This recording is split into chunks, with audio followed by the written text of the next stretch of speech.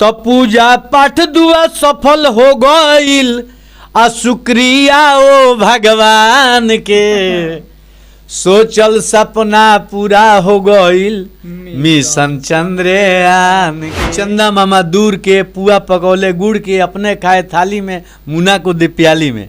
तो चंदा मामा दूर के थे पहले थे अब नहीं है।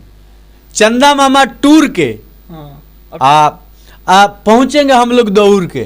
चांद पर पहुंचे वाला बनल भारत चौथा देश हो दुश्मन पाकिस्तान के दिल पे लागल बड़का ठेस हो। लोग गीत गाते कि चंदा मामा आरे आवो बारे आवो सोना के कटोरी में दूध भात ले ले आवो अब बबुआ के मुँह में गुटुक। तो अब चंदा मामा दूर नहीं खन उस समय जे लोग कल्पना कोइले राजू पूरा से सीना चौड़ा भइल अरे भारत के विज्ञान से सोचल सपना पूरा हो गईल मिशन चंद्रयान से। विश्व में डंका बाज गईल बा अरे अपना हिंदुस्तान के सोचल सपना पूरा हो गईल मिशन चंद्रयान के।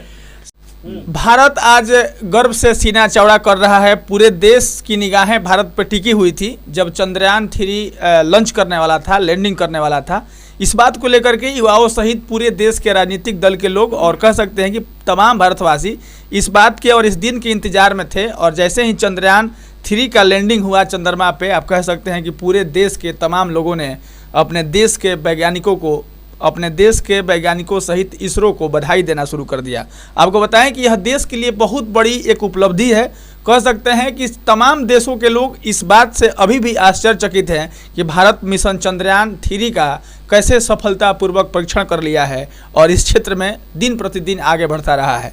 बाकी आपको बताएं कि हमारे साथ वहीं धुरंधर पांडे जी मौजूद हैं जो तमाम मुद्दों पर और देश के संगति विसंगतियों पर गीत गाते रहते हैं। और आपको बताएं कि जैसे ही चंद्रयान 3 का लॉन्चिंग चंद्रमा पे हुआ तब बाबा ने एक गीत सुनाया अपने पेज से आकर के और मुझे लगा कि इस गीत को आप सभी को सुनाना चाहिए। और आपको बता दें कि उसी गीत को सुनने के लिए और आपसे बताने के लिए हम इनके पास मौजूद हैं, वह गीत सुनेंगे। उससे पहले बाबा से मेरा एक सवाल रहेगा कि भारत की इस सफलता को लेकर के क्या कहेंगे। देखिए भारत की सफलता जो है ना, हम भारतवासियों के लिए गौरवशाली क्षण है। इस क्षण का इंतजार था। आज इससे पहले भी प्रयास किया गया लेकिन वो सफल नहीं हो पाया। तो आज सफल हुआ है अभी सावन महीने में, तो भाई खुशी की बात है। दोहरी खुशी मिल रही है, एक सावन में और दूसरे जो है चंद्रयान लैंडिंग कर चुका है वहाँ पर।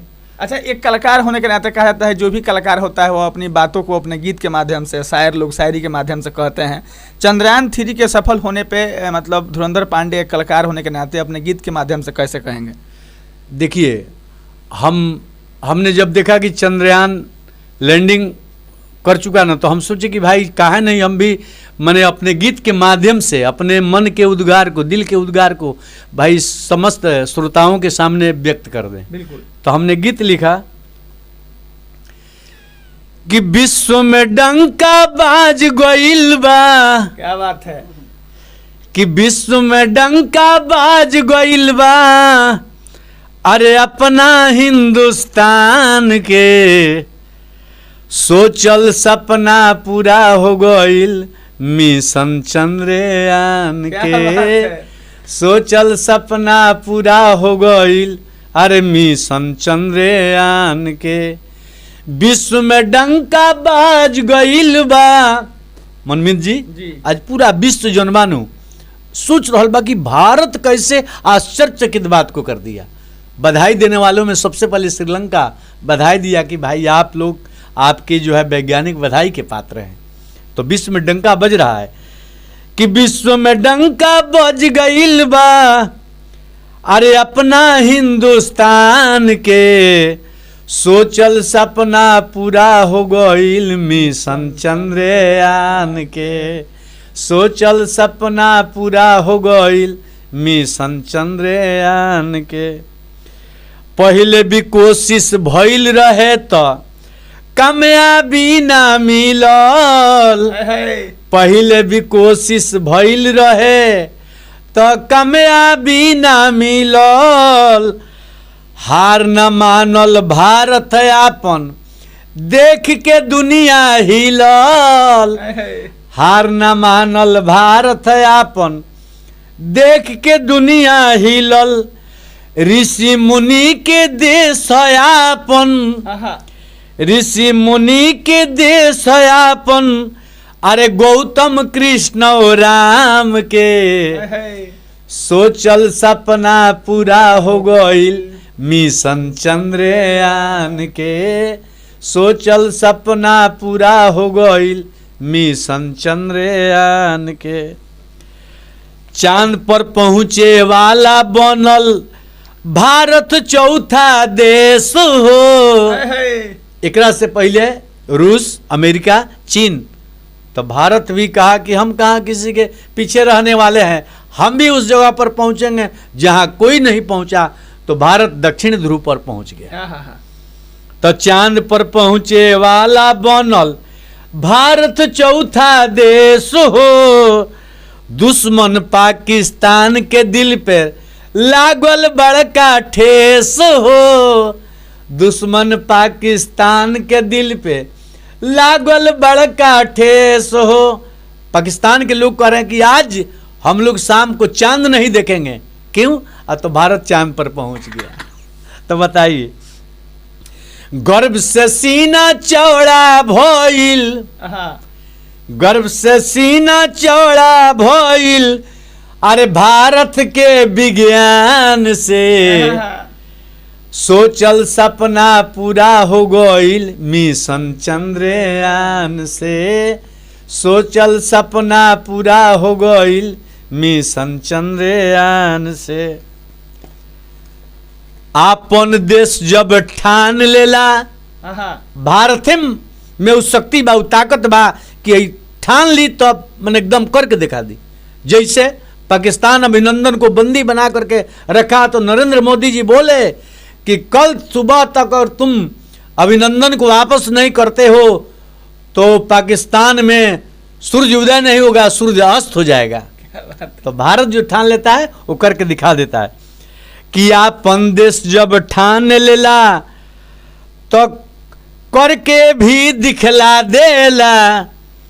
भारत के कमजोर जो समझे ओकरो के औकात बता देला। जी भारत के कमजोर समझेला, भारत अपन औकात दिखा देला। पूजा पाठ दुआ सफल हो गईल। मिशन चंद्रयान के लैंडिंग खाती यही जा देखनी एकता।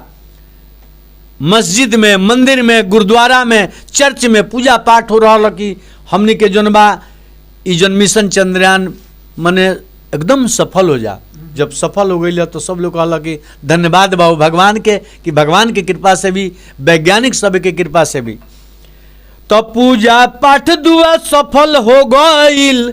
आ शुक्रिया ओ भगवान के सोचल सपना पूरा हो गईल मिशन चंद्रयान के। सोचल सपना पूरा हो गईल मिशन चंद्रयान के। देह बधाई वैज्ञानिक सबके। अच्छा, बधाई के पात्र कौन लोग हैं? वैज्ञानिक, इसरो के वैज्ञानिक। तब देह बधाई वैज्ञानिक सबके जे आपन दिमाग लगौले। एक बार जब लैंडर, विक्रम लैंडर जो क्रैश हो गया तो भारत सोचा, जिस तरह से मैंने लड़के जो है मैट्रिक इंटर में जब फेल कर जाते हैं तो सोचने लगते हैं कि किस कारण से मैं फेल हुआ और दोबारा प्रयास करूंगा कि मैं पुनः से मैंने फर्स्ट डिवीजन से आ जाऊं। क्या बात। तो भारत के वैज्ञानिक जब असफल हुए तो सफल होने के लिए पुनः प्रयास किए। इसमें काफ़ी लागत लगा है, लेकिन धन्य है हम लोग भारत के, जो हम लोग भारत में जन्म लिए हैं। तो देह बधाई वैज्ञानिक सबके जे आपन दिमाग लगौले। भारत के तिरंगा जाके चांद पर भी फहरौले। क्या बात है।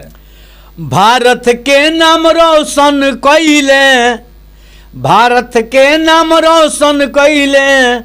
अरे भारतीय विज्ञान के सोचल सपना पूरा हो गईल, मिशन चंद्रयान के सोचल सपना पूरा हो गईल, मिशन चंद्रयान के।